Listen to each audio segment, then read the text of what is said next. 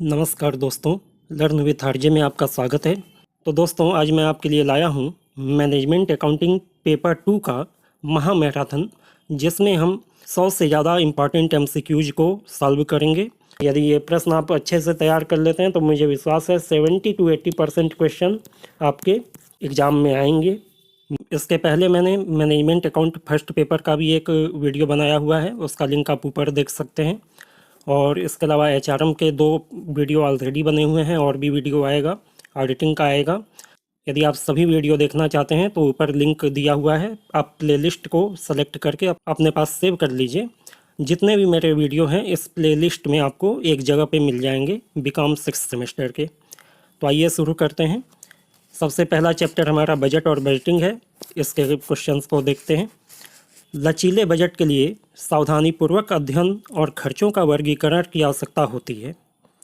पिछले और वर्तमान खर्च, निश्चित अर्धपरिवर्तनीय और परिवर्तनीय व्यय, प्रशासनिक बिक्री और कारखाना व्यय, या उपरोक्त में से कोई नहीं। A flexible budget requires careful study and classification of expenses into past and current expenses, fixed semi variable and variable expenses, administrative selling and factory expenses, या नन ऑफ दीज। तो यहाँ पे आपका ऑप्शन नंबर बी सही होगा।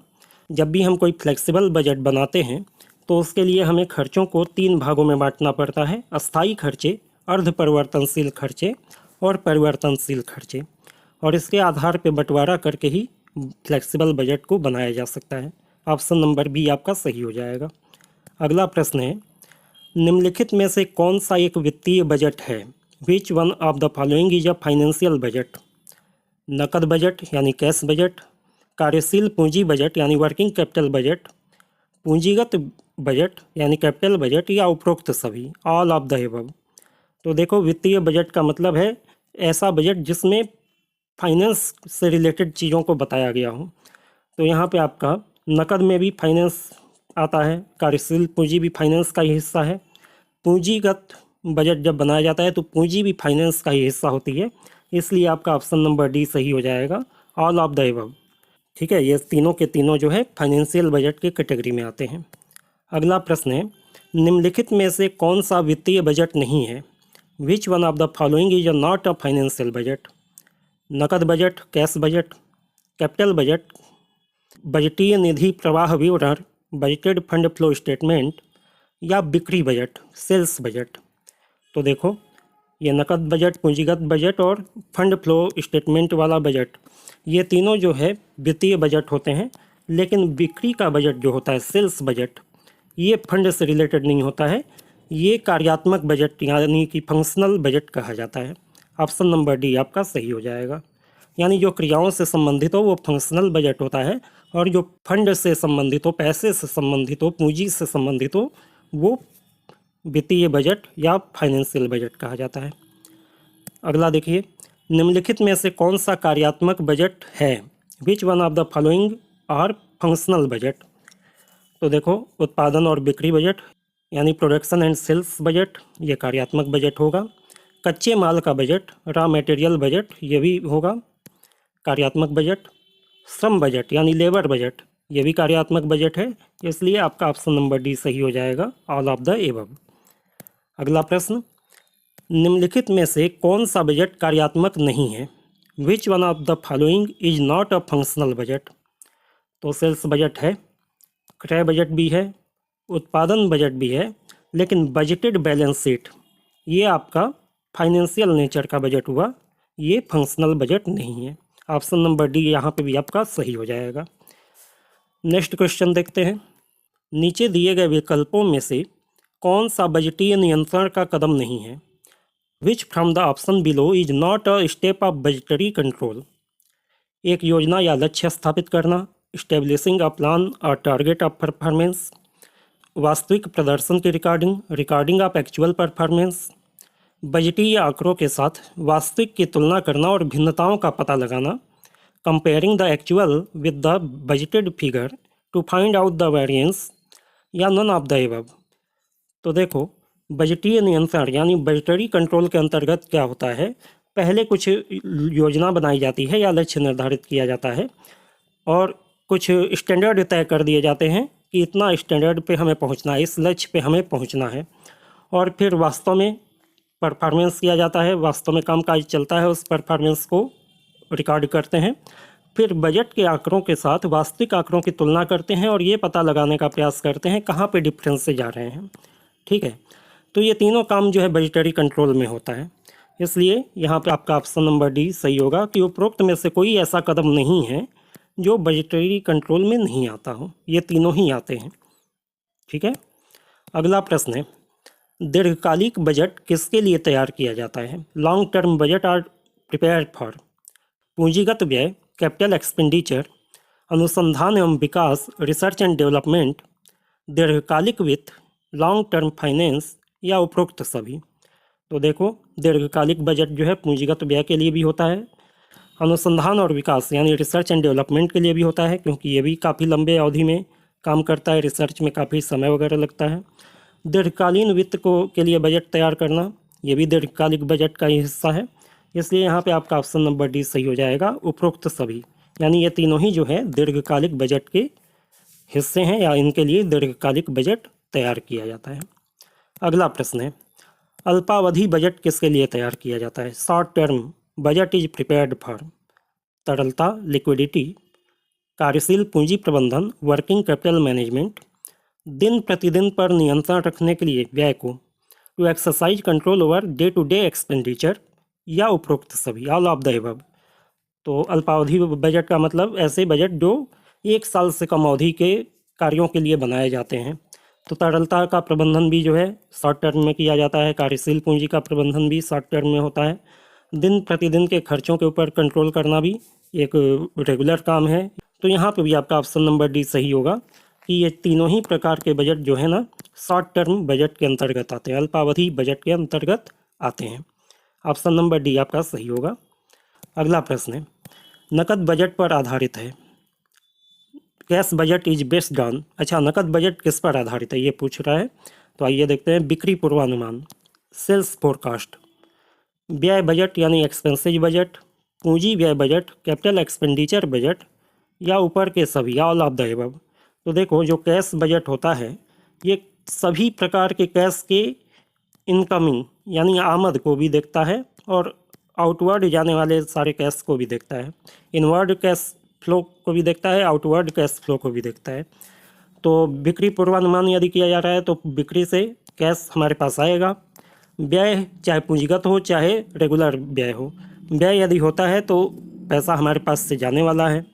इन तीनों ही चीज़ों का प्रभाव जो है नकद बजट पे पड़ता है, तो नकद बजट इन तीनों पे आधारित होता है। यहाँ पे भी आपका ऑप्शन डी सही हो जाएगा। बढ़ते हैं अगले प्रश्न की ओर। बजटीय नियंत्रण प्रणाली दार्शनिक और मार्गदर्शक और एक मित्र के रूप में काम करती है, प्रबंधन के लिए, शेयर धारक के लिए, लेनदार के लिए, या कर्मचारी के लिए। Budgetary control system act as a friend, philosopher and guide to the management, shareholder, creditors, employees. तो यहाँ पे आपका ऑप्शन नंबर ए सही होगा।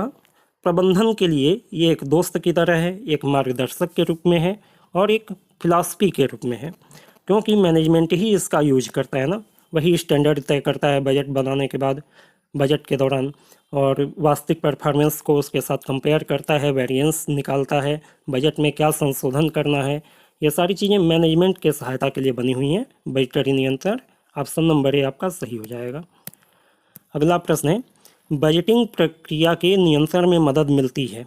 The process of budgeting help in the control of उत्पादन की लागत, कॉस्ट ऑफ प्रोडक्शन, अल्पकालिक तरलता की स्थिति, शॉर्ट टर्म लिक्विडिटी पोजीशन, पूंजीगत व्यय, कैपिटल एक्सपेंडिचर, या उपरोक्त सभी। तो यहाँ देखो, बजटिंग की प्रक्रिया से इन सभी चीज़ों के नियंत्रण में आपको सहायता मिलती है। लागत को आप कंट्रोल कर सकते हैं, अल्प अवधि में तरलता की स्थिति को आप कंट्रोल कर सकते हैं, पूंजीगत व्ययों को भी कंट्रोल कर सकते हैं। ये सभी चीज़ें बजट के माध्यम से कंट्रोल की जा सकती हैं, इसलिए ऑप्शन नंबर डी आपका सही होगा।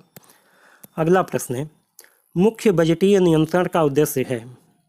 ये देखो, हिंदी में थोड़ा सा ट्रांसलेशन गलत किया हुआ है, आप लोग प्रश्न को ध्यान से पढ़ के समझने का कोशिश कीजिएगा। बजटीय नियंत्रण का मुख्य उद्देश्य है, the main objective of budgetary control is to define the goal of the organisation, संगठन के लक्ष्य को परिभाषित करने के लिए। टू कोऑर्डिनेटिंग डिफरेंट डिपार्टमेंट और सब यूनिट, विभिन्न विभाग और उपइकाइयों में समन्वय स्थापित करने के लिए। To establish a system of planning and control, योजना और नियंत्रण की एक प्रणाली स्थापित करने के लिए, या ऑल ऑफ द एबव। तो देखो भाई, बजटरी नियंत्रण जो है उसे स्थापित करने का ये तीनों ही उद्देश्य होता है, इसलिए यहाँ पे भी आपका ऑप्शन नंबर डी सही होगा कि बजटरी कंट्रोल से आप गोल को डिफाइन कर सकते हैं, विभिन्न विभागों में कोऑर्डिनेशन भी कर सकते हैं, और प्लानिंग और कंट्रोल के लिए एक सिस्टम को डेवलप कर सकते हैं बाई बजटरी कंट्रोल। अगला प्रश्न है, सारांश बजट को इस प्रकार माना जा सकता है: कार्यात्मक बजट, फंक्शनल बजट, प्रदर्शन budget, performance budget, master budget, या बिक्री बजट, सेल्स बजट। तो समरी बजट को मास्टर बजट भी कहा जाता है, यहाँ पे ऑप्शन नंबर सी आपका सही हो जाएगा। अगला प्रश्न देखिए, यदि 60% क्षमता पर स्थिर और परिवर्तनशील लागतें क्रमशः 9,000 और 12,000 रुपये है, तो 80% क्षमता पर कुल लागत होगी 28,000, 25,000, 24,000 या नन ऑफ दीज। तो देखो यहाँ पे कह रहा है 60% क्षमता की बात कर रहा है, इस पे स्थिर लागत आपकी 9,000 रुपये है और परिवर्तनशील लागत 12,000 रुपये है। तो 60% क्षमता पे यदि 12,000 रुपये परिवर्तनशील लागत है तो 80% पे कितना होगा? 1% पे आपका होगा 12,000 डिवाइडेड बाई 60, 1% क्षमता की लागत हुई। और जब 80% की बात करेंगे तो 80 से मल्टीप्लाई कर देंगे, तो ये हो जाएगा आपका 3 बार में, ये कट जाएगा 4 बार में। ये 3 से 12,000 को काटेंगे, 4,000 होगा, 4 चौको 16,000 रुपये आपका वेरिएबल एक्सपेंसेज हो जाएगा यदि आप 80% क्षमता पे काम करते हैं। 60% पे आपका वेरिएबल एक्सपेंसेज है 12,000, 80% पे हो जाएगा 16,000। और फिक्स्ड एक्सपेंसेज तो बदलेंगे नहीं, फिक्स्ड एक्सपेंसेज तो किसी भी क्षमता पे एक समान होते हैं, 9,000 रुपये फिक्स्ड हो गया। तो टोटल कास्ट आपकी हो जाएगी 9,000 और 16,000 दोनों मिला के 25,000 के बराबर, इसलिए ऑप्शन नंबर बी यहाँ पे आपका सही हो जाएगा। इसके बाद देखिए, यदि 80% क्षमता यानी 800 इकाइयाँ जब हम बना रहे हैं तो अप्रत्यक्ष सामग्री 248 रुपये की लगती है, जिसमें से परिवर्तनशील भाग 6 पैसे प्रति इकाई है। 100% क्षमता पे अप्रत्यक्ष सामग्री की राशि होगी। तो देखो यहाँ पे अप्रत्यक्ष सामग्री 248 दिया है, इसमें से हमें फिक्स्ड और वेरिएबल पोर्शन को अलग अलग निकालना पड़ेगा। फिक्स्ड पोर्शन कितना है और वेरिएबल कितना है? तो वेरिएबल के लिए यहाँ पे हमें दिया हुआ है कि 6 पैसे प्रति इकाई परिवर्तनशील लागत है, ठीक है ना, और 800 इकाइयों को बनाया जा रहा है। तो हमारी टोटल परिवर्तनशील लागत कितनी होगी वर्तमान क्षमता पे? 800 मल्टीप्लाइड बाई 6 पैसे, यानी हो गया 4800 पैसे, या फिर इसे हम कह सकते हैं 48 रुपये। तो वेरिएबल पोर्शन कितना हुआ? 48 रुपये, और 248 में से 48 माइनस कर देंगे तो फिक्स्ड पोर्शन हमारा आ गया 200 रुपये। अब ये कह रहा है कि 100% क्षमता पे लागत क्या होगी। तो 80% पे हम 800 यूनिट बना रहे हैं, तो 100% क्षमता पे यानी हम 1000 यूनिट बनाएंगे, और 1000 यूनिट बनाने में वेरिएबल कास्ट हमारी 6 पैसे प्रति यूनिट के हिसाब से 6000 पैसे यानी 60 रुपये लगेगी, ठीक है। और 200 रुपये फिक्स्ड कास्ट हमने निकाला ही हुआ है, तो 200 फिक्स्ड कास्ट, 60 रुपये वेरिएबल कास्ट, टोटल कास्ट हमारी कितनी हो जाएगी? 260 रुपये। तो यहाँ पे ऑप्शन नंबर सी आपका सही होगा। तो इस तरीके के छोटे मोटे प्रश्न भी आपके एग्ज़ाम में आ सकते हैं, तो इसे भी हल करने का प्रयास आप लोग कीजिएगा। अब ये देखिए, यहाँ पे कुछ फिल इन द ब्लैंक्स हमको कम लायक मिले, तो इसे भी मैंने शामिल कर लिया है। हालांकि ऐसे क्वेश्चन आएंगे नहीं, लेकिन इस क्वेश्चन को ऑब्जेक्टिव के रूप में बदल के पूछा जा सकता है, तो आइए इन्हें भी देख लेते हैं। तो देखिए, लोचशील बजट बनाते समय प्रत्याशित खर्चों को कितने वर्गों में विभाजित किया जाता है? तो यहाँ पे आपका सही ऑप्शन होगा 3 वर्गों में। कौन कौन से 3 वर्ग हैं? Variable cost, semi variable cost और फिक्स्ड कास्ट। अस्थाई लागत, अर्ध परिवर्तनशील लागत और परिवर्तनशील लागत, इन 3 भागों में खर्चों को विभाजित करके लोचशील बजट बनाया जाता है। अगला प्रश्न है, प्रति इकाई परिवर्तनशील लागत उत्पादन में परिवर्तन के साथ रहती है। तो देखो, प्रति इकाई परिवर्तनशील लागत की बात कर रहा है, तो ये स्थिर रहती है। ठीक है, 1 इकाई बनाने में यदि 6 पैसे लग रहे हैं, 10 इकाई में 60 पैसे लगेंगे, 100 इकाई में 600 पैसे लगेंगे। तो ये टोटल अमाउंट तो बढ़ता जा रहा है, लेकिन पर यूनिट ये स्थिर होता है। यहाँ पे आपका सही ऑप्शन होगा स्थिर। ठीक है, अगला प्रश्न है, शून्य आधार बजट किसकी कमियों को दूर करता है? तो शून्य आधार बजट जो है परंपरागत बजट की कमियों को दूर करता है। ठीक है, अगला प्रश्न है, शून्य आधार बजट को किसने विकसित किया था? तो शून्य आधार बजट का कॉन्सेप्ट देने वाले व्यक्ति का नाम था पीटर ए पायहर। ठीक है, पीटर ए पायहर ने शून्य आधार बजट को विकसित किया था। अगला प्रश्न देखिए, शून्य आधार बजट का सर्वप्रथम प्रयोग इनके द्वारा किया गया था। किनके द्वारा किया गया था? Jimmy Carter. शून्य आधार बजट को डेवलप किया था पायहर ने, लेकिन इसको प्रयोग पहली बार किया था जिमी कार्टर ने। ठीक है, बढ़ते हैं अब अगले प्रश्न की ओर। अगला प्रश्न अब नए चैप्टर से है, सीमांत लागत विधि यानी कि मार्जिनल कॉस्टिंग। यहाँ से मार्जिनल कॉस्टिंग के क्वेश्चंस आपके चालू हो जाते हैं। तो आइए शुरू करते हैं।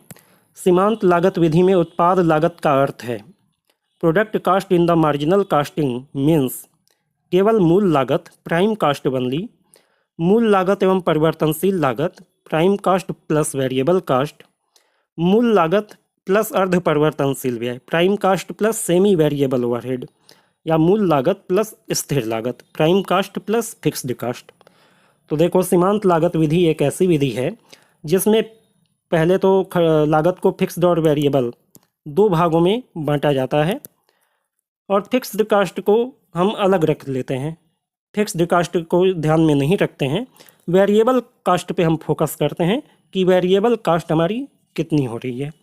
तो वेरिएबल कॉस्ट में कौन कौन सी कॉस्ट आती है? यदि कॉस्ट अकाउंटिंग में आप कॉस्ट शीट देखेंगे तो जो डायरेक्ट कॉस्ट होती है उसके टोटल को हम मूल लागत या प्राइम कॉस्ट कहते हैं। डायरेक्ट मटेरियल, डायरेक्ट लेबर और डायरेक्ट एक्सपेंसेज, तो ये तीनों तो पूरी तरीके से वेरिएबल कॉस्ट होते हैं।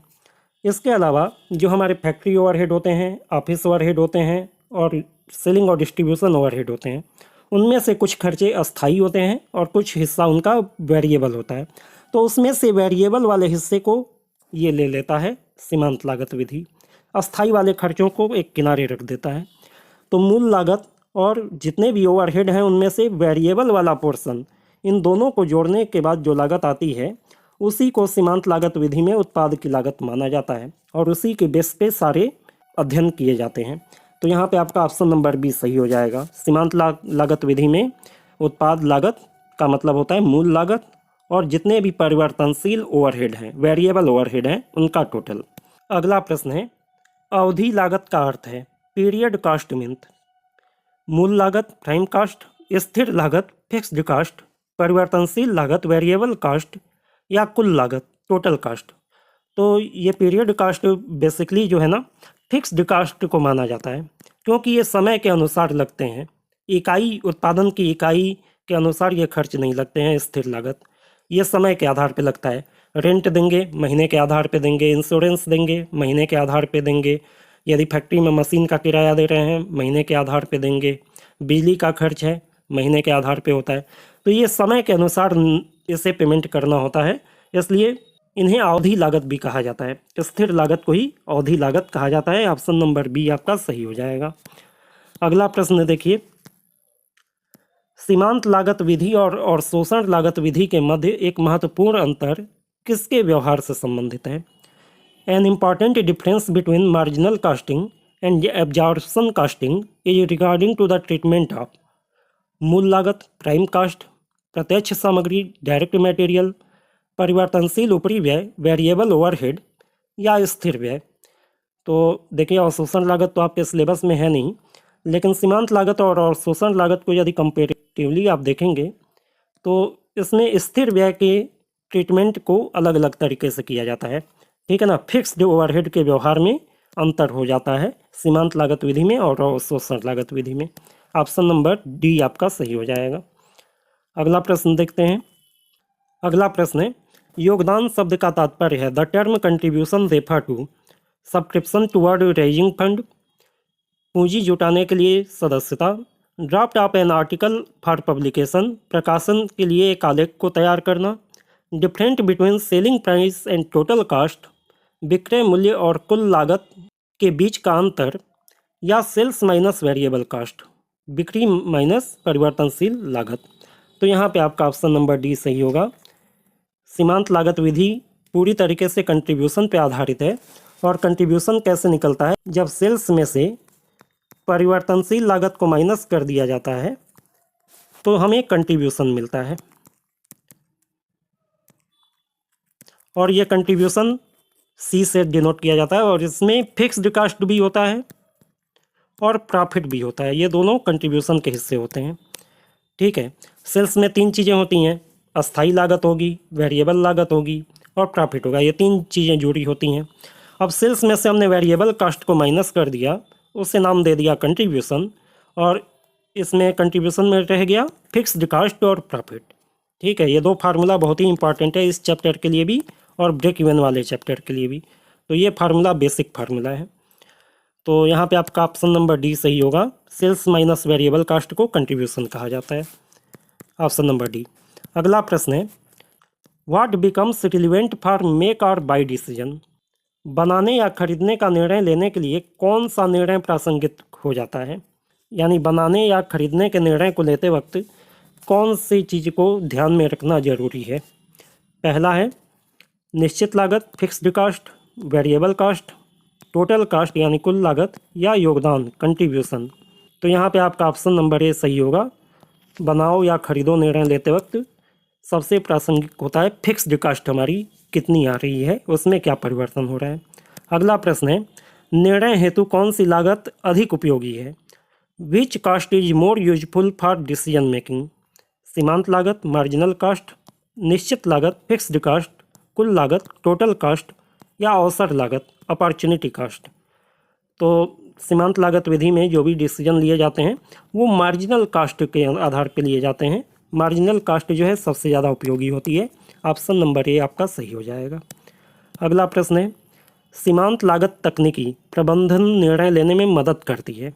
Marginal costing technique helps the management in deciding कीमत, उत्पाद की कीमत, प्राइस ऑफ प्रोडक्ट, बनाना या खरीदने का फैसला करना, मेक और बाई डिसीजन, कम कीमत पर नए ऑर्डर को स्वीकार करना, to accept fresh order at low price, या उपरोक्त सभी, ऑल ऑफ द अबव।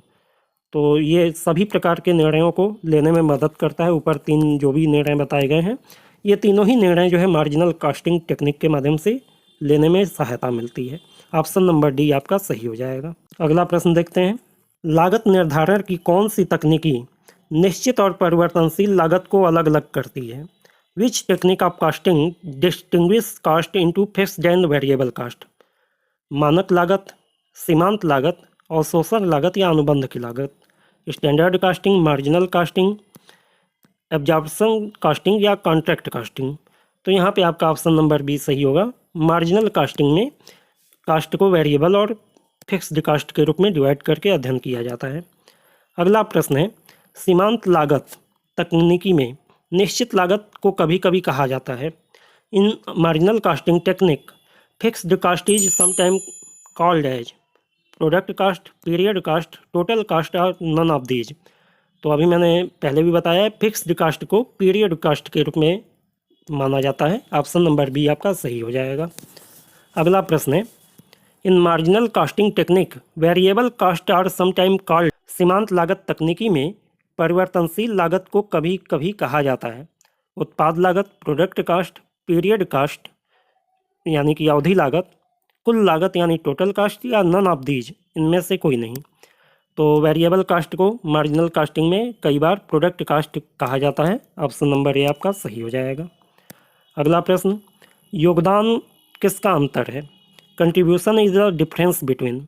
तो अभी हमने देखा था सेल्स और वेरिएबल कास्ट के डिफरेंस को हम कंट्रीब्यूशन कहते हैं। ऑप्शन नंबर ए आपका सही होगा। अगला प्रश्न है, सीमांत लागत के सिद्धांत निम्न समीकरण पर आधारित हैं। The principle of marginal costing are based on the following equation. परिवर्तनशील लागत प्लस निश्चित लागत प्लस लाभ बराबर बिक्री। तो ठीक है भाई, लागत और लाभ का टोटल जो है बिक्री होता है। और लागत 2 तरीके की होती है, परिवर्तनशील और निश्चित लागत। तो ये लागत ये दोनों मिला के कुल लागत हो गया, इसमें प्रॉफिट जोड़ दिया, बिक्री बन गया, ये सही है। योगदान माइनस निश्चित लागत बराबर लाभ, contribution minus fixed cost is equal to profit, ये भी इक्वेशन सही है। अभी हमने देखा था contribution is equal to fixed cost plus profit, ठीक है। अब यदि फिक्स्ड कास्ट को इधर ले जाएं तो कंट्रीब्यूशन माइनस फिक्स्ड कास्ट, यही दिया है ना, ये प्रॉफिट के बराबर हो ही जाएगा, तो ये भी इक्वेशन सही है। सी में देखो क्या दिया हुआ है, कुल लागत प्लस लाभ बराबर बिक्री, तो ये तो हमेशा होता ही है। तो तीनों ही इक्वेशन सही हैं, इसलिए ऑल ऑफ द अबव, उपरोक्त सभी आपका सही हो जाएगा, ऑप्शन नंबर डी सही हो जाएगा। अगला प्रश्न है, कुल लागत प्लस लाभ बराबर क्या होता है? Total cost plus profit is equal to what?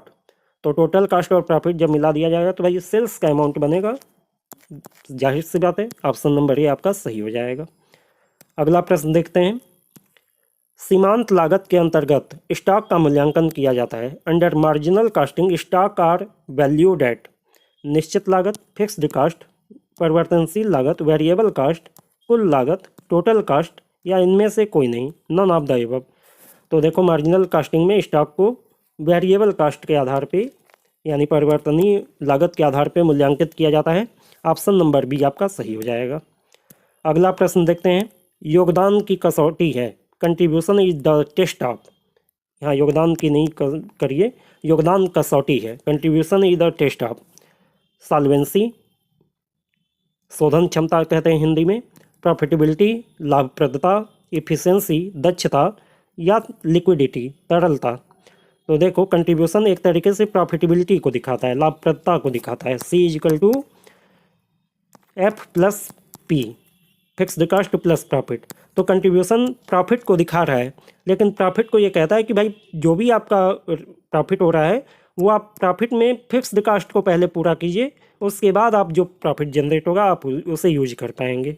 ये केवल वेरिएबल कास्ट को ही कास्ट मानता है, बाकी चीज़ों को कास्ट नहीं मानता है, तो ये प्रॉफिटेबिलिटी को दिखाता है कंट्रीब्यूशन भी। अगला प्रश्न है, सीमांत लागत तकनीकी के अंतर्गत कीमतें इस पर आधारित होती हैं।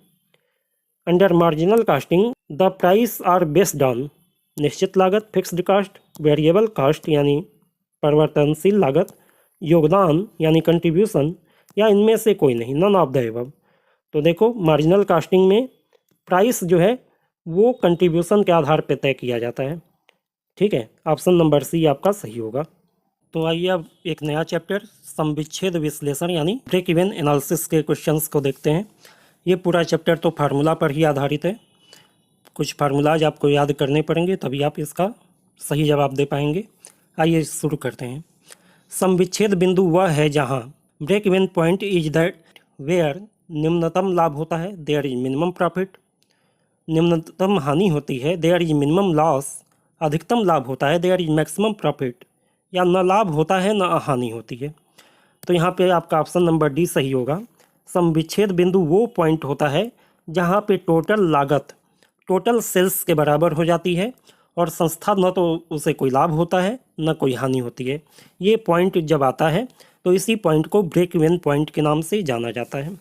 अगला प्रश्न देखिए, समविच्छेद बिंदु वह बिंदु है जिस पर कुल आगम और कुल लागत बराबर होती है, the total revenue is equal to the total cost, अंशदान कुल अस्थायी लागत के बराबर होता है, contribution margin is equal to the total fixed cost, न तो लाभ होता है न हानि होती है, there is no profit no loss, या उपर्युक्त सभी, ऑल ऑफ द अबव। तो यहाँ पे भी आपका ऑप्शन नंबर डी सही होगा, ठीक है। ये तीनों ही बातें सत्य होती हैं ब्रेक इवन पॉइंट के बारे में। ब्रेक इवन पॉइंट पे टोटल कास्ट और टोटल रेवेन्यू बराबर होता है, और जब टोटल कास्ट और टोटल रेवेन्यू बराबर हो गया तो उसमें ना तो कोई लॉस होगा ना प्रॉफिट होगा, ठीक है। और तीसरी बात ये जो कह रहा है contribution margin equal to the fixed cost, तो कंट्रीब्यूशन का फार्मूला क्या है, contribution equal to fixed cost plus profit.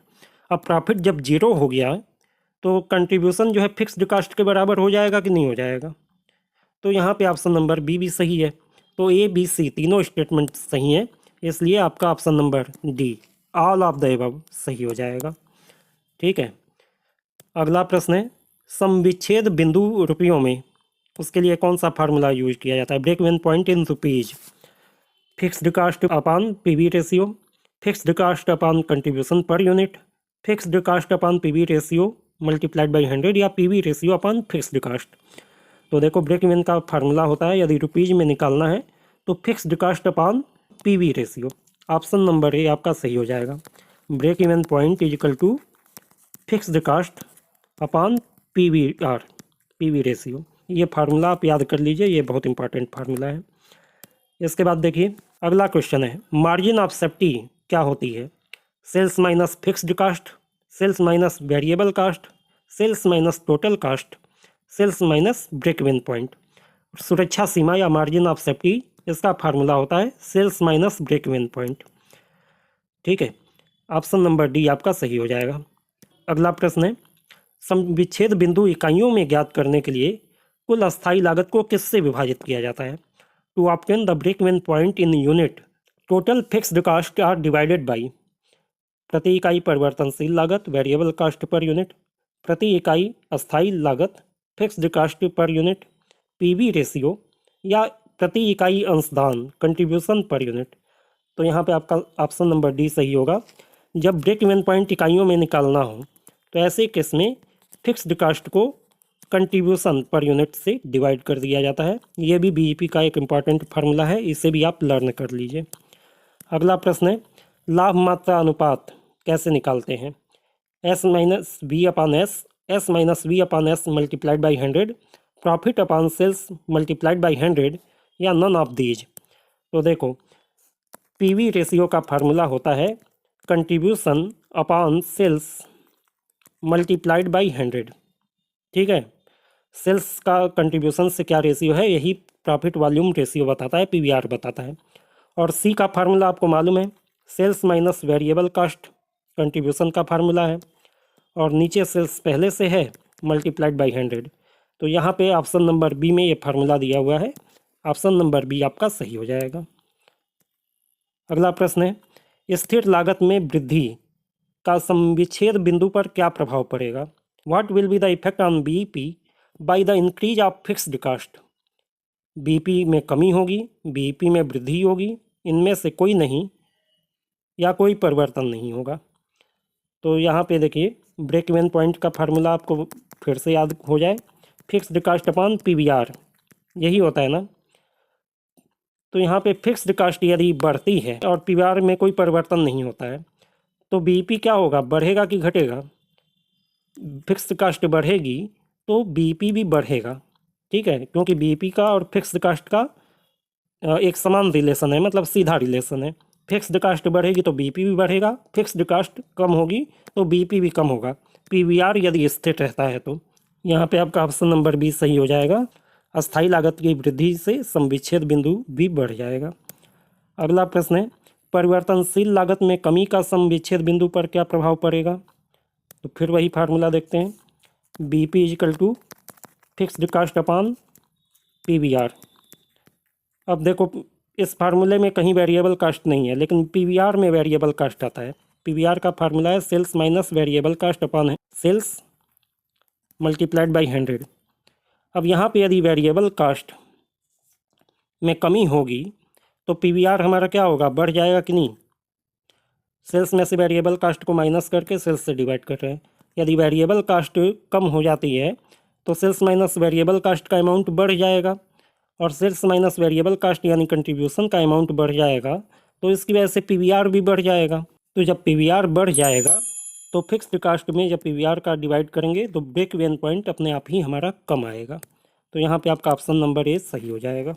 ठीक है, अगला प्रश्न देखिए, समविच्छेद चार्ट में y अंश दर्शाता है।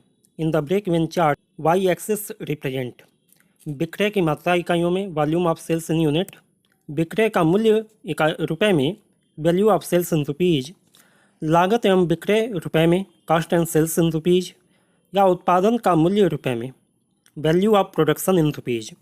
तो देखो जो ब्रेक इवन चार्ट बनाया जाता है उसमें दो एक्सिस होते हैं, एक्स और वाई। तो दोनों ही एक्सिस पे कास्ट और सेल्स दोनों को ही दिखाया जाता है। कास्ट और सेल्स दोनों के अमाउंट को दिखाया जाता है, एक्स एक्सिस पे भी और वाई एक्सिस पे भी। लेकिन वाई एक्सिस पे इसका अमाउंट दिखाते हैं, एक्स एक्सिस पे इसका क्वांटिटी यानी यूनिट में इसे दिखाते हैं।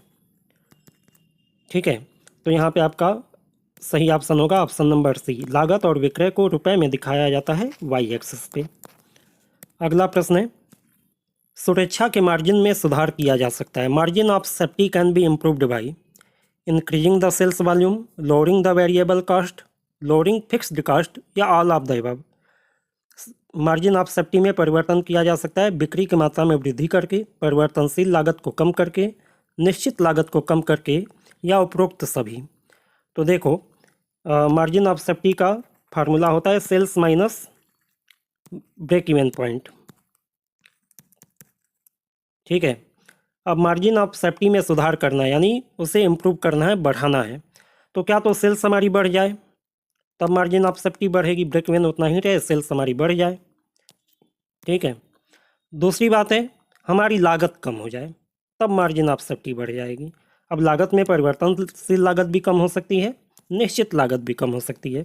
तो यहाँ पे आपका ऑप्शन नंबर डी यानी उपरोक्त सभी सही हो जाएगा, ऑल ऑफ द अबव। अगला प्रश्न है, पीवी अनुपात में सुधार किया जा सकता है। PV ratio can be improved by बिक्री मूल्य में वृद्धि करके, इंक्रीजिंग द सेल्स प्राइस, परिवर्तनशील लागत में वृद्धि करके, इंक्रीजिंग वेरिएबल कॉस्ट, निश्चित लागत को कम करके, लोअरिंग द फिक्स्ड कॉस्ट, या इनमें से कोई नहीं, नन ऑफ द अबव। तो पीवी रेशियो का फार्मूला आप पहले देखिए, sales minus variable cost upon sales multiplied by 100, यही फार्मूला है ना। अब ऑप्शन को देखिए, बिक्री मूल्य में यदि वृद्धि की जाए, सेल्स को बढ़ा दिया जाए और वेरिएबल कॉस्ट उतनी ही रहे तो निश्चित तौर पे पीवी रेशियो बढ़ेगा। ऑप्शन नंबर ए आपका सही है। परिवर्तनशील लागत में वृद्धि यदि की जाए, ऑप्शन नंबर बी को देखिए, तो परिवर्तनशील लागत को यदि बढ़ाया जाएगा तब तो सेल्स माइनस वेरिएबल कॉस्ट का अमाउंट कम होगा, पीवी रेशियो डाउन हो जाएगा, यानी ऑप्शन नंबर बी आपका गलत है। निश्चित लागत का इससे कोई रिलेशन है ही नहीं, पीवी रेशियो के फार्मूला में निश्चित लागत कहीं आता ही नहीं है, तो ये भी ऑप्शन गलत है। तो यहाँ पे आपका ऑप्शन नंबर ए सही होगा कि बिक्री मूल्य में यदि वृद्धि की जाए तो पीवी रेशियो में सुधार किया जा सकता है। अगला प्रश्न देखिए, निर्णय निर्धारण के उद्देश्य से प्रबंधन के लिए अधिक उपयुक्त है। For decision making purpose which of the following is most suitable for the management. Standard casting मानक लागत, मार्जिनल कास्टिंग सीमांत लागत, एब्जॉर्प्शन कास्टिंग अवशोषण लागत, या बजट। तो यहाँ पे आपका सही ऑप्शन होगा मार्जिनल कास्टिंग। मैनेजमेंट को डिसीजन लेने में मार्जिनल कास्टिंग सबसे ज़्यादा हेल्प करता है, ऑप्शन नंबर बी सही होगा। अगला प्रश्न है, विक्रय मूल्य में वृद्धि होने पर increase in the selling price PV ratio बढ़ जाता है, सही बात है। Sales minus variable cost upon sales, sales बढ़ेगा पीवी रेशियो बढ़ जाएगा। डिक्रीज ब्रेक इवन पॉइंट, तो पीवी रेशियो जब बढ़ेगा तो बीपी का फार्मूला होता है fixed cost upon PV ratio. तो पीवीआर जब बढ़ेगा तो बीपी अपने आप कम हो जाएगा, पीवीआर से डिवाइड करते हैं, यहाँ पे नीचे ज़्यादा अमाउंट रहेगा, फिक्स्ड कॉस्ट में बदलाव नहीं होता है, तो बीपी अपने आप घट जाएगा। इसके बाद कह रहा है सुरक्षा मापदंड बढ़ जाता है। हाँ भाई, मार्जिन ऑफ सेफ्टी क्या होता है, सेल्स माइनस बीपी, यही फार्मूला है ना। बीपी जब कम हो गया, सेल्स आपकी उतनी ही रही या सेल्स बढ़ी, तो ऐसे केस में आपका मार्जिन ऑफ सेफ्टी बढ़ेगा कि नहीं, सेल्स भी बढ़ रहा है, बीएपी दूसरी ओर कम हो रहा है, तो नेट इफेक्ट क्या होगा, मार्जिन ऑफ सेफ्टी बढ़ेगा। तो यहाँ पे आपका ऑप्शन नंबर डी होगा कि उपरोक्त सभी होता है। यदि सेलिंग प्राइस में वृद्धि की जाती है तो ये तीनों ही चीज़ें बढ़ती हैं।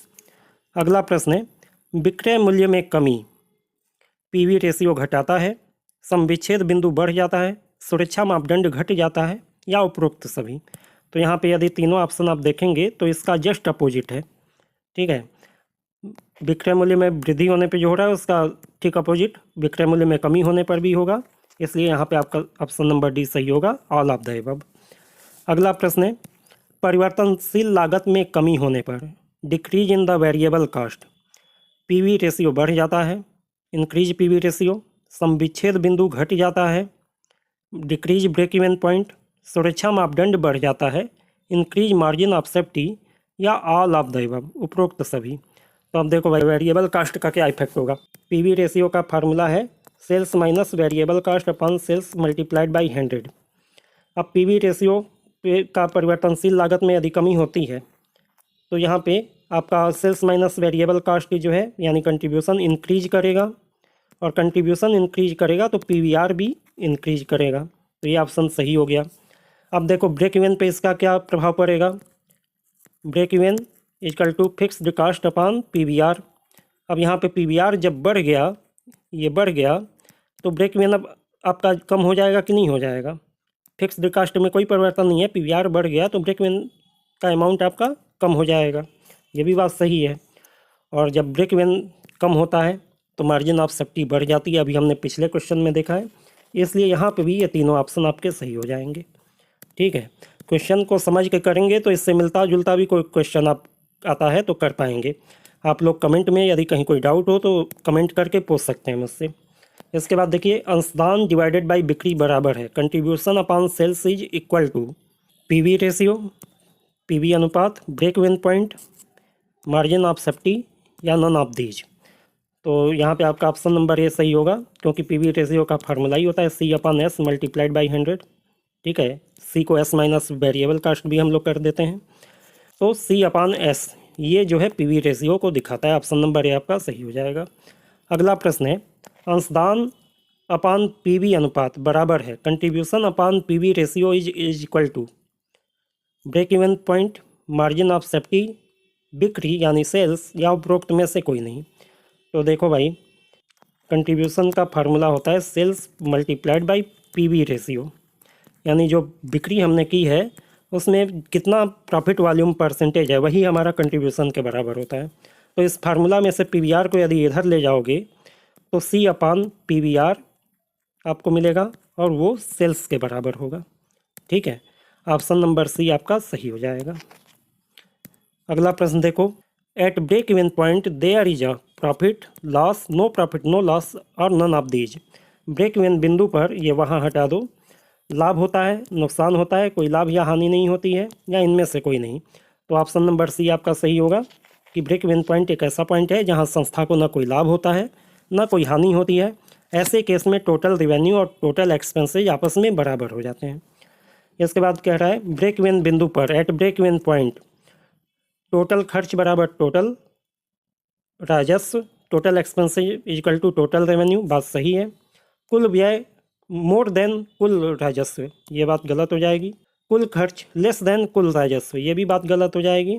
ऊपर का कोई भी नहीं। तो आपका ऑप्शन नंबर ए यहाँ पे सही होगा कि ब्रेक इवन पॉइंट पे टोटल एक्सपेंसेज और टोटल रेवेन्यू बराबर होते हैं। अगला प्रश्न है, in any organisation profit depends mainly upon production cost, production output, revenue, या फिर ऑल ऑफ द एबव।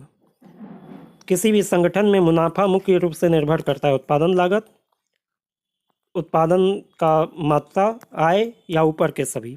तो यहाँ पे आपका ऑप्शन नंबर डी सही होगा। इन तीनों के ऊपर ही जो है प्रॉफिट निर्भर करती है। प्रोडक्शन कास्ट कम होगी, आउटपुट अधिक होगा, रेवेन्यू अधिक होगा, तो आपका मुनाफा बढ़ेगा। अगला प्रश्न है, उत्पादन लागत को कम करने के लिए कई तरीके हैं सिवाय इसके। There is various method to reduce cost of production except, यानी ये पूछ रहा है कि किससे कॉस्ट ऑफ प्रोडक्शन आपका रिड्यूस नहीं होता है। उत्पादन में वृद्धि होने पर, ठीक है, उत्पादन बढ़ेगा तो आपका कॉस्ट ऑफ प्रोडक्शन कम होता है, सही बात है। Reduction in number of rejection, अस्वीकृतियों की संख्या में कमी, हाँ भाई, तो इससे भी आपका कॉस्ट ऑफ प्रोडक्शन जो है रिड्यूस होगा। मेंटेनिंग मैक्सिमम इन्वेंट्री लेवल, अधिकतम इन्वेंट्री स्तर को बनाए रखना, इससे तो नहीं होगा। अगला पॉइंट पहले देख लेते हैं, प्रोड्यूसिंग स्टैंडर्डाइज प्रोडक्ट, मानकीकृत उत्पादों का उत्पादन। हाँ भाई, जब स्टैंडर्ड चीज़ें बनाएंगे तो आपकी कॉस्ट ऑफ प्रोडक्शन कम होगी। लेकिन अधिकतम इन्वेंट्री यदि आप बनाए रखते हैं, मेंटेनिंग मैक्सिमम इन्वेंट्री, तो ऐसे केस में आपकी कॉस्ट बढ़ती है। इन्वेंट्री का एक प्रॉपर लेवल बना के आपको रखना होता है, मैक्सिमम लेवल बना के नहीं रखना होता है। अगला प्रश्न देखिए, the following exemption are made in case of break even analysis except. निम्नलिखित में ब्रेक इवन एनालिसिस की धारणाएं हैं सिवाय इसके। All fixed cost are fixed, सभी निश्चित लागतें निश्चित होती हैं। All variable cost are fixed, सभी परिवर्तनशील लागतें निश्चित हैं। The price of the input factor are constant, input कारकों की कीमतें स्थिर हैं। Volume of production and volume of sales are equal, यानी बिक्री का और उत्पादन की मात्रा जो है बराबर है। तो देखो यहाँ पे ये तीन चीज़ें तो ब्रेक इवन एनालिसिस में आधार मानी जाती हैं कि सभी निश्चित लागतें निश्चित है, उसमें से कोई भी हिस्सा वेरिएबल नहीं हो रहा है। जो भी इनपुट कारक हम लगा रहे हैं, जो भी रॉ मटेरियल वगैरह हम यूज कर रहे हैं, उसका प्राइस स्थिर है, उसमें कोई परिवर्तन नहीं हो रहा है। और जितना माल हम बना रहे हैं उतना माल बिक भी जा रहा है। ठीक है, इन दोनों में कोई अंतर नहीं है। ये तीन मान्यताओं पर आधारित है ब्रेक इवन एनालिसिस। ये कोई मान्यता नहीं है। सभी परिवर्तनशील लागतें निश्चित हैं, ये कोई मान्यता नहीं है ब्रेक इवन एनालिसिस की। इसलिए ऑप्शन नंबर बी आपका सही हो जाएगा। ठीक है, अगला प्रश्न देखिए। सुरक्षा का मार्जिन यानी मार्जिन ऑफ सेफ्टी, जो वास्तविक बिक्री और ब्रेक इवन पॉइंट के बीच का अंतर है, को कैसे सुधारा जा सकता है? The margin of safety which is different between actual sales and break even point can be improved by lowering variable cost, परिवर्तनशील लागत को कम करना, लोअरिंग फिक्स्ड कास्ट, निश्चित लागत को कम करना, इंक्रीजिंग सेल्स वॉल्यूम, बिक्री की मात्रा में वृद्धि करना, या ऑल ऑफ द एबव, उपरोक्त सभी। तो देखो margin of safety sales minus break even point होता है। तो अब क्या तो हमारी सेल्स बढ़ जाए तब मार्जिन ऑफ सेफ्टी इम्प्रूव करेगा, या हमारा ब्रेक इवन पॉइंट कम हो जाए तब हमारा मार्जिन ऑफ सेफ्टी इंक्रीज करेगा।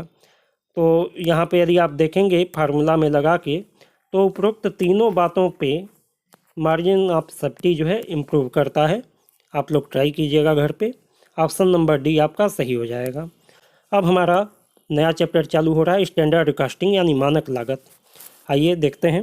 पहला प्रश्न है, मानक लागत निर्धारण उन उद्योगों के लिए उपयुक्त है जो हैं standard costing is suitable for industries which are producing standard product, मानक उत्पादों को तैयार करती हैं, producing goods of repetitive nature, दोहराव वाली प्रकृति की वस्तुओं का उत्पादन करती हैं, यानी एक ही तरीके की वस्तु बार बार बनाई जाती है, sugar, textile, fertiliser, steel industries, चीनी, कपड़ा, उर्वरक और इस्पात उद्योग, या ऑल ऑफ द एबव, उपरोक्त सभी।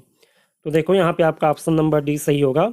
इन सभी प्रकार की इंडस्ट्रीज में मानक लागत प्रयोग किया जाता है, जो एक स्टैंडर्ड टाइप के प्रोडक्ट को लगातार लंबे समय तक बनाती हैं, जैसे चीनी, कपड़ा, उर्वरक और इस्पात उद्योग। इनमें मानक लागत विधि का उपयोग किया जाता है।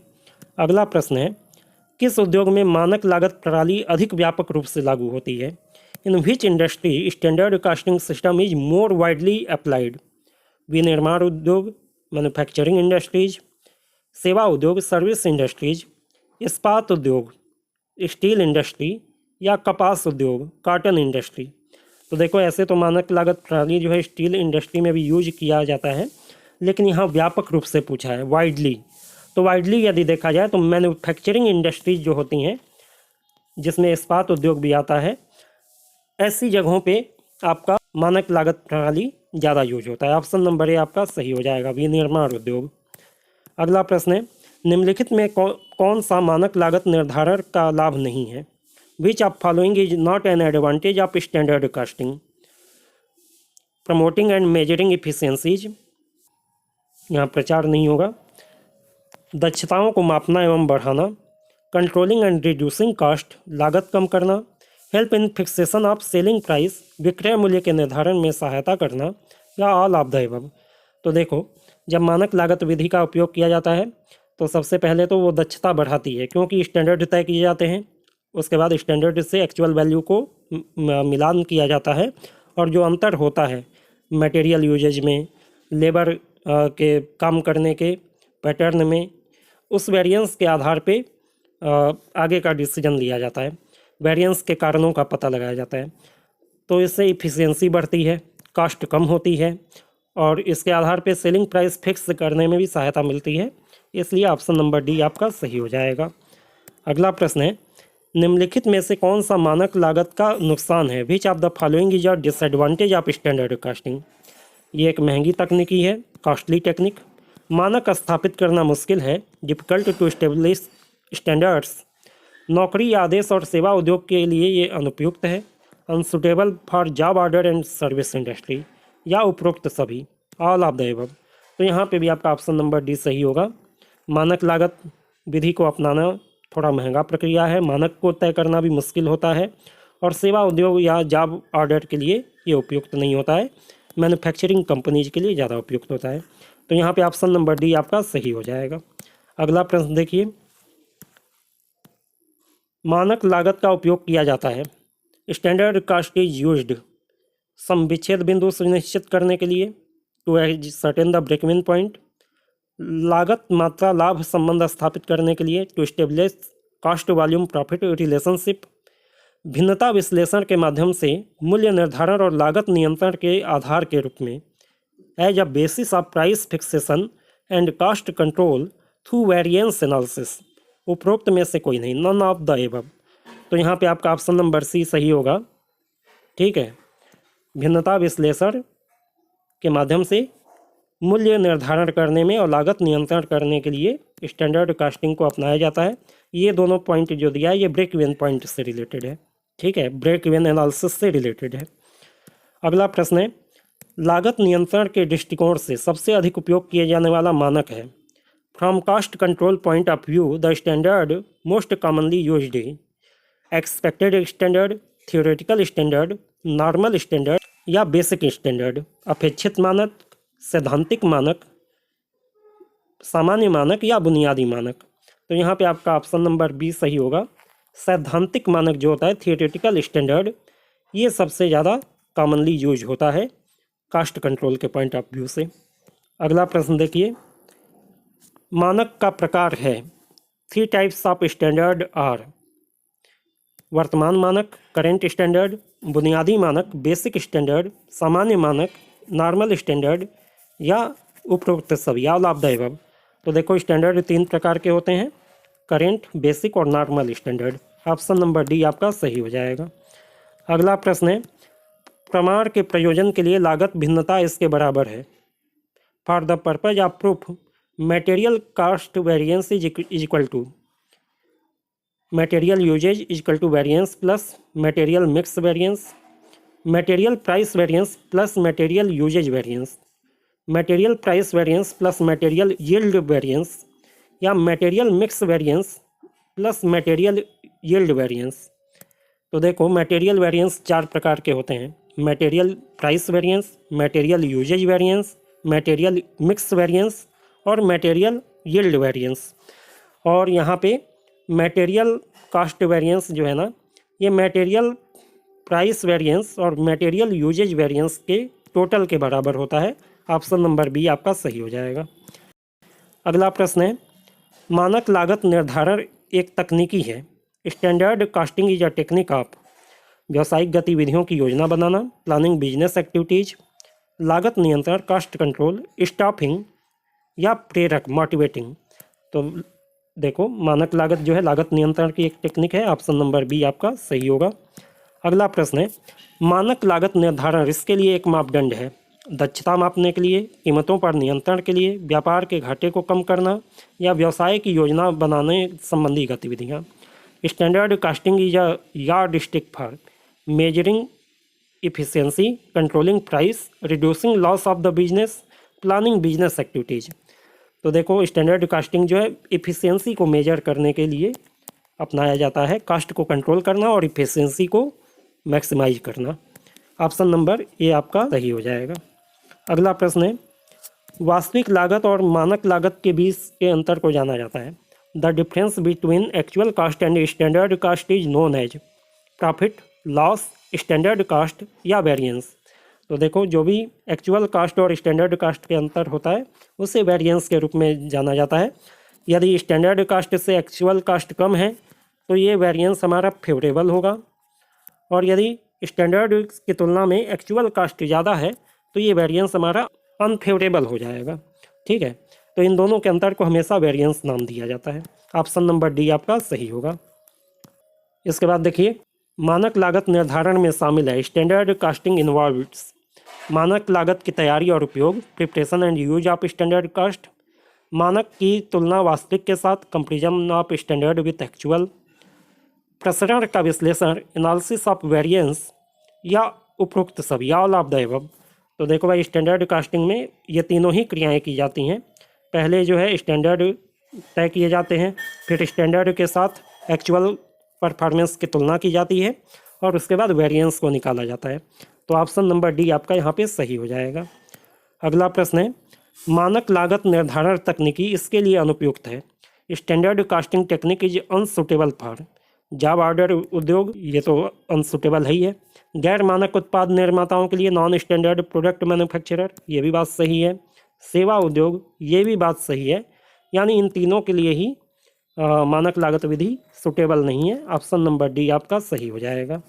बढ़ते हैं अगले प्रश्न की ओर। वास्तविक लागत और प्रमाप लागत के अंतर को कहते हैं लाभ, भेदात्मक लागत, विचरण या सुरक्षा सीमा। The difference between actual cost and standard cost is known as, तो इसे हम लोग वेरिएंस कहते हैं, विचरण कहते हैं। ऑप्शन नंबर सी आपका सही हो जाएगा। अगला प्रश्न है, प्रमाप लागत विधि में प्रमाप लागत की तुलना किसके साथ की जाती है? परिवर्तनशील लागत, वास्तविक लागत, अनुमानित लागत या स्थिर लागत। In standard costing standard cost is compared with, तो स्टैंडर्ड कास्ट को हमेशा एक्चुअल कास्ट के साथ कंपेयर किया जाता है। ऑप्शन नंबर बी आपका सही होगा। अगला प्रश्न है, प्रमाप लागत विधि में शामिल है बजट लागतों का निर्धारण, सेटिंग ऑफ बजट कास्ट, प्रमाप लागत का निर्धारण, डिटर्मिनेशन ऑफ स्टैंडर्ड कास्ट, अनुमानित लागत का निर्धारण, फिक्सेशन ऑफ एस्टिमेटेड कास्ट या उपर्युक्त तीनों का निर्धारण। तो प्रमाप लागत विधि में प्रमाप लागत का निर्धारण किया जाता है। ऑप्शन नंबर बी आपका सही होगा। अगला प्रश्न देखते हैं, प्रमाप लागत विधि सहायता पहुंचाती है स्टैंडर्ड कास्टिंग हेल्प इन मूल्य नियंत्रण करने में, कंट्रोलिंग प्राइस, कार्यकुशलता मापने में, मेजरिंग इफिशियंसी, लाभ में वृद्धि करने में, इंक्रीज प्रॉफिट या हानियों को कम करने में, रिड्यूस लॉसेज। तो देखो यहाँ पे ऑल ऑफ द एबव यदि दिया होता तो हम प्राइस को कंट्रोल करना, प्रॉफिट को बढ़ाना, लॉस को कम करना, इन सब को हम सही मान सकते थे। लेकिन यहाँ पर अब एक ही ऑप्शन हमें चुनने का अधिकार है। तो सबसे ज़्यादा जो सही ऑप्शन है वो है ऑप्शन नंबर बी कि मानक लागत विधि स्टैंडर्ड कास्टिंग का प्रयोग इफ़िशियंसी को मापने में किया जाता है। बेसिक तो यही है, और इफ़िशियंसी जब बढ़ती है तो प्राइस भी कंट्रोल होता है, कास्ट भी कंट्रोल होता है। ये चीज़ें सहायक हैं। मेन पॉइंट क्या है कि कुशलता को मापना। अगला प्रश्न है, निम्न में से कौन सा प्रमाप विद्यमान प्रमाप नहीं होता है? Which of the following standard is not current standard? प्रारंभिक प्रमाप, आदर्श प्रमाप, अपेक्षित प्रमाप या सामान्य प्रमाप। तो यहाँ पे आपका ऑप्शन नंबर ए सही होगा। प्रारंभिक प्रमाप जो है ना वो विद्यमान प्रमाप नहीं होता है, करेंट स्टैंडर्ड नहीं होता है। अगला प्रश्न है, आधारभूत प्रमाप स्थापित किए जाते हैं। Basic standard is established for अल्पावधि के लिए, शॉर्ट पीरियड, चालू अवधि के लिए, करेंट पीरियड, इंडिफिनिट पीरियड यानी अनिश्चित अवधि के लिए, या अल्प एवं दीर्घ दोनों अवधियों के लिए। तो देखिए जो बेसिक स्टैंडर्ड होता है ना वो लॉन्ग टर्म होता है और अनिश्चित अवधि के लिए तय किया जाता है, इसलिए ऑप्शन नंबर सी आपका सही हो जाएगा।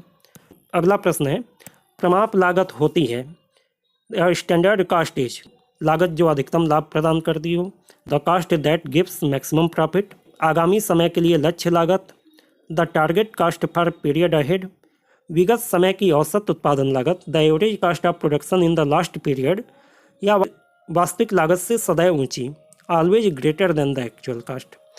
तो देखो प्रमाप लागत जो है ना वो एक तरीके से आगामी समय के लिए लक्षित लागत होती है।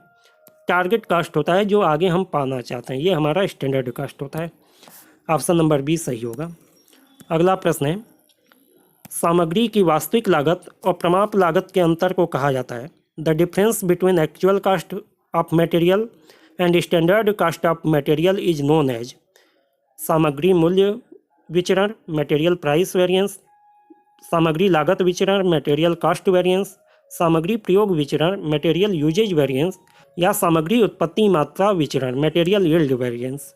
तो जब वास्तविक लागत और प्रमाप लागत को आपस में कंपेयर कर रहे हैं सामग्री की, तो ये सामग्री लागत विचरण का भाग होगा। ऑप्शन नंबर बी आपका सही हो जाएगा। अगला प्रश्न है, निम्न में से कौन सा संबंध गलत है?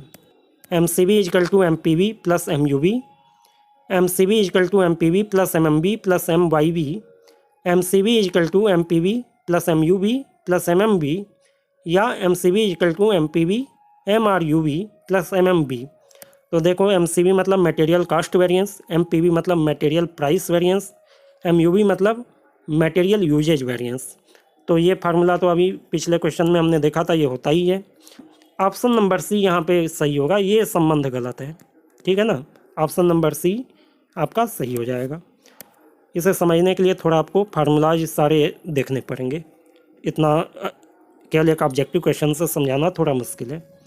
श्रम कार्यकुशलता की गणना के लिए कौन सा सूत्र सही है? Which of the correct formula for calculation of labour efficiency variance. तो लेबर इफिशियंसी वेरिएंस का फार्मूला होता है standard rate multiplied by standard time minus actual time. Option number A आपका सही हो जाएगा।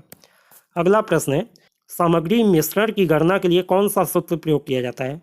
विच formula is use for calculating material mix variance. तो यहाँ पे आपका ऑप्शन नंबर बी सही होगा, standard price multiplied by revise standard quantity minus actual quantity. ये जो है मटेरियल मिक्स वेरिएंस का फार्मूला होता है। अगला प्रश्न है, निम्न में से कौन सा सामग्री प्रयोग विचरण का पर्यायवाची नहीं है? Which is not the synonyms of material usage variance. सामग्री संशोधित प्रयोग विचरण, सामग्री मात्रा विचरण, सामग्री कुशलता विचरण या उपर्युक्त सभी। तो देखो, सामग्री प्रयोग विचरण का पर्यायवाची सामग्री मात्रा विचरण भी है, सामग्री कुशलता विचरण भी है, लेकिन सामग्री संशोधित प्रयोग विचरण यानी मटेरियल रिवाइज यूजेज वेरिएंस ये इसका पर्यायवाची नहीं है। ऑप्शन नंबर ए आपका सही हो जाएगा। अब हमारा एक आखिरी चैप्टर रिपोर्टिंग का चैप्टर चालू होता है। आइए इसके भी कुछ प्रश्न देख लेते हैं। किसी भी संगठन की ऋण होती है सूचना, कर्मचारी, प्रबंध या पूंजी। The backbone of any organization is information, employ, management या कैपिटल। तो यहाँ पे आपका ऑप्शन नंबर ए सही होगा। इन्फॉर्मेशन जो है किसी भी संगठन की ऋण है। जितना ज़्यादा इन्फॉर्मेशन आपके पास है उतना अच्छी तरीके से आप काम को कर पाएंगे या संगठन अच्छी तरीके से काम कर पाएगा। अगला प्रश्न है, इनमें से क्या आम तौर पे ज्ञापन के रूप में लिखा जाता है? Which of these is usually written in a form of memorandum. अनौपचारिक रिपोर्ट, औपचारिक रिपोर्ट, व्यावसायिक रिपोर्ट या व्यावसायिक report. Informal report, formal report, professional report या बिजनेस रिपोर्ट। तो देखो, मेमो के रूप में, ज्ञापन के रूप में इनफॉर्मल रिपोर्ट को लिखा जा सकता है, अनौपचारिक रिपोर्ट। ऑप्शन नंबर ए आपका सही हो जाएगा। अगला प्रश्न है, निम्नलिखित में से कौन सा एक प्रकार का मामला है जिसे विशेष रिपोर्ट में शामिल किया जा सकता है? Which of the following is a type of matter that may be covered in the special report. किसी परियोजना के लिए व्यवहार्यता का अध्ययन, feasibility study of a product, लागत में कमी, योजनाओं की जानकारी, कॉस्ट रिडक्शन स्कीम इंफॉर्मेशन, बनाने या खरीदने के निर्णय का डेटा, डेटा ऑन मेक और बाई डिसीजन या ऑल ऑफ द एबव, उपरोक्त सभी। तो देखो, ये तीनों ही जो हैं विशेष प्रकार की रिपोर्ट में शामिल किए जा सकते हैं। जो किसी पर्टिकुलर चीज़ समस्या पर आधारित होता है वो विशेष रिपोर्ट कहा जाता है, स्पेशल रिपोर्ट कहा जाता है। तो किसी विशेष प्रोजेक्ट की फिजिबिलिटी के बारे में अध्ययन कर रहे हूँ, या कॉस्ट रिडक्शन के लिए कोई स्टडी हो रही है, या किसी प्रोडक्ट को बनाने या खरीदने के डिसीजन को लेकर कोई रिपोर्ट तैयार की जा रही है, तो ये सभी स्पेशल रिपोर्ट के कैटेगरी में आता है। ऑप्शन नंबर डी आपका सही हो जाएगा। अगला प्रश्न है, जिस समस्या की जांच करना आवश्यक है उसका अन्वेषण करके कौन सा रिपोर्ट प्रस्तुत किया जाता है? Which report are to be presented after making an investigation of the problem which required to be investigated. ज्ञापन, विशेष रिपोर्ट, सारांश या विशेष तथ्य, मेमोरेंडम, स्पेशल रिपोर्ट, समरी या स्पेशल फैक्ट। तो यहाँ पे आपका ऑप्शन नंबर बी सही होगा। जो स्पेशल रिपोर्ट होती है वो किसी समस्या के ऊपर पूरा अन्वेषण यानी इन्वेस्टिगेशन करने के बाद तैयार की जाती है। अगला प्रश्न देखिए, which are presented in form of comparative statement. तुलनात्मक कथनों के रूप में प्रस्तुत किया जाता है। वर्णनात्मक रिपोर्ट, डिस्क्रिप्टिव रिपोर्ट, ग्राफिक प्रस्तुति, ग्राफिक प्रेजेंटेशन, लेन देन विश्लेषण यानी ट्रांजैक्शनल एनालिसिस, या सारणीबद्ध रिपोर्ट, टेबुलर रिपोर्ट। यहाँ पे आपका ऑप्शन नंबर डी सही हो जाएगा। सारणीबद्ध रिपोर्ट या टेबुलर रिपोर्ट जो होती है उसमें टेबल बना के तुलनात्मक रूप से रिपोर्ट को बताया जाता है। अगला प्रश्न है, कौन सा वित्तीय अनुपात किसी कंपनी की अल्पकालीन देनदारियों के भुगतान करने की क्षमता मापता है? ये तो रेशियो एनालिसिस आ गया। Which financial ratio measure a company's ability to pay short term obligations. तो ये करेंट रेशियो इसके लिए यूज होता है। ऑप्शन नंबर ए आपका सही होगा। अगला प्रश्न है, डेटा और प्रक्रिया में निरंतर सुधार के तरीकों की खोज के लिए उपयोगकर्ताओं से टिप्पणियां एवं सुझाव एकत्र करना, इसे इस प्रकार वर्णित किया जा सकता है। कलेक्टिंग कमेंट और suggestion from the user to discover way to continuously improve the data and process can be described as implementation, exception, feedback या ऑर्डर। तो यहाँ पे आपका ऑप्शन नंबर सी सही होगा, फीडबैक। ठीक है, दूसरों की टिप्पणियों और सुझावों को इकट्ठा करना फीडबैक में आता है। अगला प्रश्न है, इनमें से कौन सी रिपोर्ट बिना किसी मूल्यांकन के जानकारी प्रदान करती है? Which of these report provide information without any evaluation? सूचनात्मक, इंफॉर्मेशनल, व्याख्यात्मक, इंटरप्रिटेटिव, नियमित, रूटीन या फिर प्रगति, प्रोग्रेस। तो यहाँ पे आपका ऑप्शन नंबर ए सही होगा, इंफॉर्मेशनल रिपोर्ट। यानी सूचनात्मक रिपोर्ट जो होती है वो केवल घटना जैसे घटी उसके बारे में जानकारी दे दी जाती है, उसमें इवेल्युएशन का कोई रोल नहीं होता है। अगला प्रश्न है, कौन सी रिपोर्ट तर्कसंगत निष्कर्ष प्रदान करती है? Which report provide recent findings? सूचनात्मक, व्याख्यात्मक, नियमित या प्रगति? तो देखो यहाँ पे ऑप्शन नंबर बी सही होगा, इंटरप्रिटेटिव जो रिपोर्ट होती है, व्याख्यात्मक रिपोर्ट जो होती है वो निष्कर्ष प्रदान करती है। अगला प्रश्न है, प्रगति रिपोर्ट में इनमें से किसका उल्लेख नहीं होता है? Which of following is not mentioned in a progress report? परियोजना का नाम, नेम ऑफ प्रोजेक्ट, उपकरणों का सही चयन, राइट चॉइस ऑफ इंस्ट्रूमेंट, कार्य की प्रकृति, नेचर ऑफ वर्क या शेष कार्य की मात्रा, अमाउंट ऑफ वर्क लेफ्ट। तो यहाँ पे आपका ऑप्शन नंबर बी सही होगा, इंस्ट्रूमेंट के राइट चॉइस को प्रोग्रेस रिपोर्ट में नहीं दिखाया जाता है। परियोजना का नाम दिखाते हैं, कार्य की प्रकृति, कितना काम हुआ कितना नहीं हुआ, यानी शेष काम क्या रह गया है, ये सारी चीज़ें प्रोग्रेस रिपोर्ट में दिखाई जाती हैं। अगला प्रश्न है, इनमें से कौन सा औपचारिक रिपोर्ट का पैरामीटर नहीं है? Which of these is not a parameter of formal report? प्रस्तुति, प्रेजेंटेशन, कंप्लेंट, शिकायत, सूचना यानी इन्फॉर्मेशन या अनुरोध, रिक्वेस्ट। तो फॉर्मल रिपोर्ट जो होती है उसमें प्रेजेंटेशन, इन्फॉर्मेशन और रिक्वेस्ट होती है, कंप्लेंट उसमें नहीं होता है, शिकायत आप नहीं कर सकते फॉर्मल रिपोर्ट में। ठीक है, ऑप्शन नंबर बी आपका सही होगा। अगला प्रश्न है, इनमें से कौन सी रिपोर्ट कोई नया प्रोजेक्ट शुरू करने के पहले लिखी जाती है? Which of these report is written before starting a new project? व्यवहार्यता रिपोर्ट, फिजिबिलिटी रिपोर्ट, आवधिक रिपोर्ट, पीरियाडिक रिपोर्ट, समस्या रिपोर्ट यानी ट्रबल रिपोर्ट या प्रगति रिपोर्ट, प्रोग्रेस रिपोर्ट। तो किसी भी नई योजना को जब चालू करना होता है तो उसके लिए पहले फिजिबिलिटी रिपोर्ट बनाई जाती है, व्यवहार्यता रिपोर्ट कि जो योजना हम चालू करने जा रहे हैं वो व्यवहारिक है कि नहीं, उसे वास्तव में किया जा सकता है कि नहीं, ज़मीन पे उतारा जा सकता है कि नहीं। अगला प्रश्न है, इनमें से कौन सा कभी भी तकनीकी रिपोर्ट का आधार नहीं होना चाहिए? विच of these must never be a basis of technical report? तथ्य यानी फैक्ट, परीक्षण, टेस्ट, व्यक्तिगत पूर्वाग्रह, पर्सनल प्रिजुडिस या प्रयोग, एक्सपेरिमेंट। तो देखो, किसी भी तकनीकी रिपोर्ट में पर्सनल प्रिजुडिस नहीं होना चाहिए, व्यक्तिगत पूर्वाग्रह नहीं होना चाहिए। व्यक्ति जो रिपोर्ट बना रहा है वो अपने राय के हिसाब से चीज़ों को उसमें ना कहे, जो एक्चुअल फैक्ट आ रहे हैं उसी के बारे में बताए।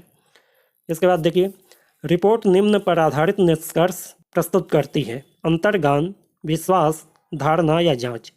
Report present conclusion based on intuition, belief, impression या इन्वेस्टिगेशन। तो भाई रिपोर्ट हमेशा इन्वेस्टिगेशन पे आधारित होती है, जांच पर आधारित होती है।